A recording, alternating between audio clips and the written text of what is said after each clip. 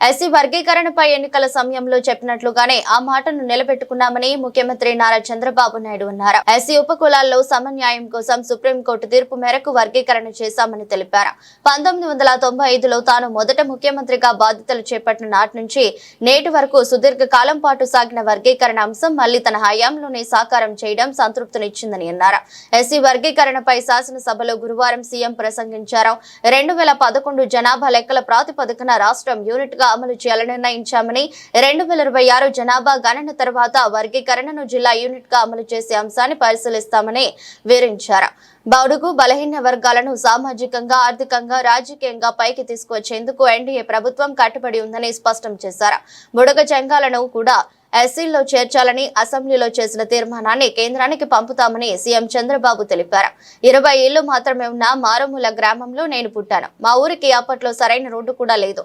Road వేయించేందుకు ఇంటికో ఎడ్ల బండి కట్టి మట్టి తోలేవాళ్ళం. రోజుకొకసారి ఊరికి బస్ వచ్చేది. నేను విద్యార్థి దశ నుంచి పోరాటాల్లో ఉన్నాను. అంచెలంచెలుగా ఎదిగాను. ఢిల్లీలో బిల్ గేట్స్ తో మాట్లాడినప్పుడు 30 ఏళ్ల క్రితం నాటి సంగతులు ఆయన గుర్తు చేస్తే చాలా సంతోషం అనిపించింది. రాష్ట్రంలో పేదరికం ఉండకూడదనే లక్ష్యంతో పనిచేస్తున్న నాకు ప్రధాని మోదీ, పవన్ కళ్యాణ్ సహకరిస్తున్నారు. ఒకప్పుడు పీతరి తెచ్చి సంపద సృష్టించి పేదలను ఆదుకున్నాం. ప్రజలకు మెరుగైన వస్తువులు కల్పించాం. ఈ నెల ఉగాది నాడు P4 తెస్తున్నాం. సమాజంలో ఆర్థికంగా ఉన్నత స్థితిలో ఉన్న 10% మంది పేదరికంలో అట్టడుగు స్థాయిలో ఉన్న 20% మందికి చేయూతనివ్వటమే లక్ష్యంగా ముందుకెళ్తున్నాం. తూర్పు కాపులకు కుల సర్టిఫికేట్ ఇచ్చే అంశంపై కసరత్తు చేస్తాం. సమాజంలో అన్ని వర్గాలకు సామాజిక న్యాయం చేయడమే ఎన్డీఏ ప్రభుత్వ లక్ష్యమని సీఎం చంద్రబాబు స్పష్టం చేశారు. ఓసారి చాలా ఎమోషన్ గురవుతాం చరిత్రలో. I have done, but ఈరోజు ఈ అసెంబ్లీ సాక్షిగా ఒక్క నిమిషం అధ్యక్ష,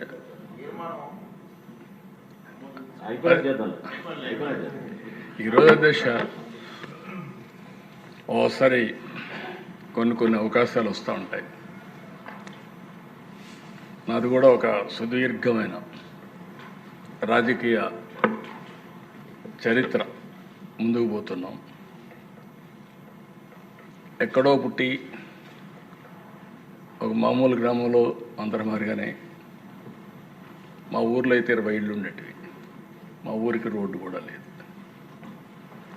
అప్పట్లో నేనేం చేసేవాడిని అంటే, రెవల్యూషనరీగా రోడ్డు వేస్తే బస్సు వస్తుందంటే ఆ రోడ్డు వేయించడానికి ఇంటికి ఒక ఎడ్ల బండి కట్టి మట్టి తోలేవాళ్ళం.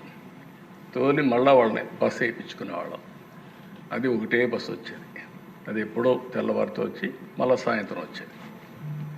అలాంటి ఊర్లో పుట్టి సరే విద్యార్థి దశ నుంచి ఫైట్ చేసి అక్కడి నుంచి ఎదిగి అంచెలంచెలుగా ఈరోజు కొన్ని నిర్ణయాలు తీసుకొని, ఒక పక్క నిన్నే బిల్ గేట్స్తో మాట్లాడితే ఒక వండర్ఫుల్ ఎక్స్పీరియన్స్. 30 సంవత్సరాల కంటే ముందు ఏం జరిగిందో ఆయన చెప్పినప్పుడు గుర్తు చేసినప్పుడు ఒక సాటిస్ఫాక్షన్. ఇక్కడికి వచ్చినప్పుడు ఒక సామాజిక న్యాయానికి, వెనుకబడిన వర్గాల కోసం కానీ, షెడ్యూల్ కులాల కోసం కానీ, షెడ్యూల్ తెగల కోసం కానీ, మైనారిటీ వర్గాల కోసం ఎక్కడ పేదవాళ్ళు ఉంటే అక్కడ మనం ఉండాలనే ఉద్దేశంతో ఈ జర్నీ అంతా ప్రారంభించాం. సామాజిక న్యాయం చేశాం. ఈ నెలలోనే ఇవన్నీ కూడా దేశాన్ని నేను చెప్పినట్టన్నీ కూడా మీరు చూస్తే ఏ వ్యక్తికి కూడా మాకు అన్యాయం జరిగింది, జరుగుతూ ఉంది అని చెప్పడానికి వీలు లేకుండా చేయాలనేదే మా తపన. నా తపనకు సహకరించినటువంటి పవన్ కళ్యాణ్ గారికి, బీజేపీ కూడా మనస్ఫూర్తిగా ధన్యవాదాలు తెలియజేస్తున్నాను. ఇప్పుడే స్వామి గారు కొన్ని విషయాలు చెప్పారు. నేను అవన్నీ పోవడం లేదు. గడచిన ప్రభుత్వం 5 ఏళ్లలో ఒక్క పైసా ఖర్చు పెట్టకపోతే, ఈ ప్రభుత్వానికి ఆర్థిక ఇబ్బందులున్న ఎస్సీల కోసం 804 కోట్ల అవుట్లేతో 340 కోట్ల రూపాయలు సబ్సిడీతో, గవర్నమెంట్ గ్రాంట్తో ఎకనామిక్ సపోర్ట్ స్కీమ్స్ తీసుకొచ్చాం. సబ్ ప్లాన్ పూర్తిగా రద్దయ్యే పరిస్థితి వచ్చింది. 14-19 సబ్ ప్లాన్ పర్ఫెక్ట్గా అమలు చేశాం. ఇందులో కూడా దిశ మీరు ఒకసారి చూస్తే అప్పట్లోనే ఎస్సీ సామాజిక వర్గానికి, మాల సామాజిక వర్గానికి, మాదిగ సామాజిక వర్గానికి జనాభా దామాషా ప్రకారం ఆర్థిక వనరులు కూడా అప్పుడే కేటాయించాం. ఈరోజు మళ్ళీ ఈ కార్యక్రమం వల్ల 22,000 మంది బెనిఫిట్ అయ్యే పరిస్థితి వచ్చారు. నేషనల్ ఏదైతే ఫైనాన్స్ డెవలప్మెంట్ కార్పొరేషన్ ఉందో అది కూడా ఒక్క పైసా తీసుకురాకుండా మన ఎస్సీ ఫైనాన్స్ కార్పొరేషన్ కూడా క్లోజ్ చేసే పరిస్థితి వచ్చారు. ఈరోజు వీళ్ళు బకాయిలు పెట్టి వెళ్ళిపోయారు.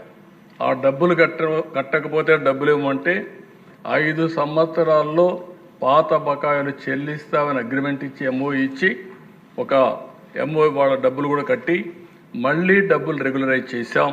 దీనివల్ల చాలా వరకు మళ్ళీ ఎస్సీలకు న్యాయం జరిగే పరిస్థితి వస్తుంది. కొంతమంది రిక్వెస్ట్ చేశారు, ఇప్పుడే మాల సామాజిక వర్గానికి చెందినవారు కానీ, మాదిగ సామాజిక వర్గానికి చెందినవారు కానీ ఆర్థికంగా కూడా పైకి తీసుకొచ్చే కార్యక్రమాలు ఇమ్మని చెప్పి కోరారు. ఈ ప్రభుత్వం కట్టుబడి ఉంది.